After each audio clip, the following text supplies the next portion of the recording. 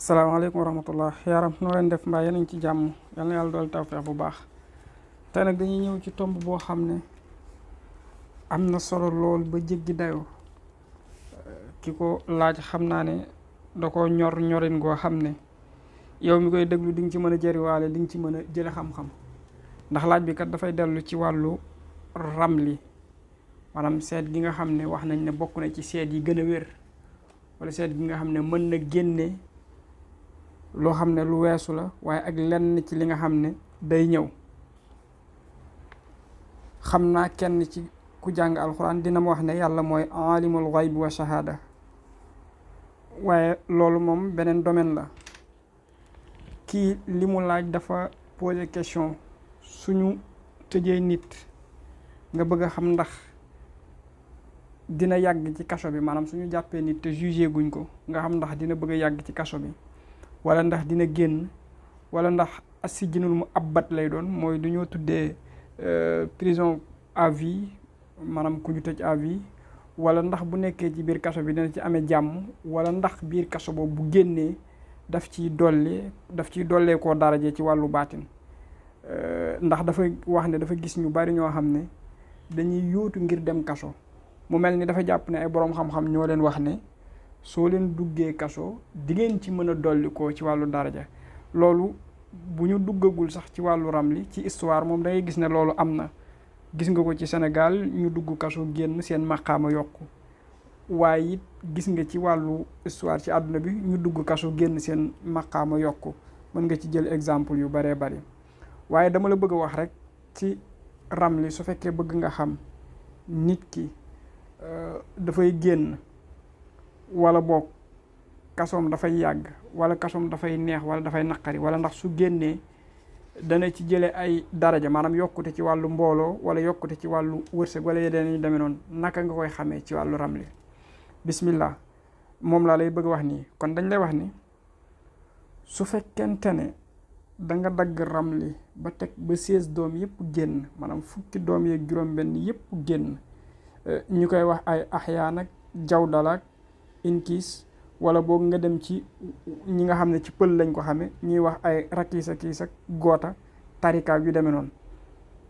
boo daggee ba fukk ak juróom-benn yëpp génn, da ngay jël doom bi nga xam ne mooy bu njëkk bi nekk ci kër gu njëkk gi, nga boole kook saalisa ashara bi, mooy doom bi fukk ak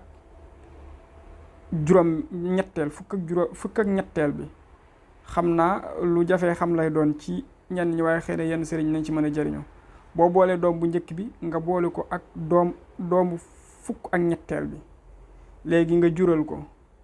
doom ba muy jur ba ciy génn. dañ wax ne sakkal bi su fekkee dafa nekk xaarij wala mu nekk mun xalib, xamal ne foofu wa yaxruju, kooku dina génn. maanaam c'est-à-dire ak lu mu mën a def, même su fekkoon dañ ko tëj à vie sax dina génn, ndax bis dina ñëw moo xam grâce lay génne wala leneen lu demee noonu. waaye daal su doom bi nekkee xaarij wala mu nekk mun xalib rek, xamal ne dina génn.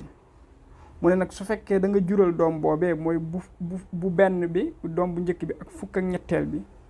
au lieu que xaarij génn ci wala mun xalib, waaye saabit moo ci génn wala daaxel, kon xamal ne kooku day kaso bu yàgg lay doon, dina génn de, waaye dafay nekk muddatun tawila, diir bu gudd lay def ci kaso bi. même su fekkoon sax ab téléphone rek la sàcc, wala même su fekkoonte ne sax dañ koo jaawale rek, dina yàgg ci kaso bi loolu moo tax ngay gis kenn mu ne dañoo juum arrêté ko wala dañ ko jaawale def na fa diir bu yàgg. loolu su fekkente ne da nga jël doomu bu njëkk bi nga boole ko doomu fukk ak ñetteel ci ramli, mu génneel la doom boo xam ne moo dafa nekk daaxel wala mu nekk saabit, xamal ne ca dëgg-dëgg kooku kaso bi ak lu mu mën a def moom dafay yàgg lool. kon lu mat a bàyyi xel la. léegi nag su fekkente ne nit ki dafa jël doom bu njëkk bi boole ko ak doomu juróom-benneel bi, yàlla dogal mu génne sakk la boo xam ne dafa nekk saïd, kon xamal ne kooku day mujjëm ga ci kaso ba dafay nekk xayrun aw yiw. maanaam su duggee kaso boobu su génnee daf ci yokk daraja. su fekkee ci wàllu politique la daf ci amee mbooloo, nit ñi dañ koy gën a bëgg, su fekkee ci beneen domaine la nekkoon tamit dafay gën a yëkkatiku ci wàllu daraja ak ci wàllu wërsëg. waaye nag su fekkee daf ko jural doom bi génn nekk naayis wal ayaasu billah yàlla nañu ci yàlla musal, kon dañu wax ne fa aqibatuhu sharrun, mujj gi nga xam ne moom lay amee de dafay nekk mujj gu bon gu doy waar. ci lay jaare sax fay, mooy ñi nga xam ne ci wàllu politique di nga gis ne dugg nañ ci kaso, waaye ba ñu génnee lañ leen fàtte, ba ñu génnee la seen lépp yàqu, ba ñu génnee la seen dara jaaratul yoon,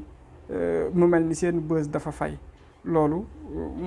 jërul ma la ci jox benn exemple, di nga ko gis fii ci Sénégal, di nga ko gis tamit ci àdduna bi feneen.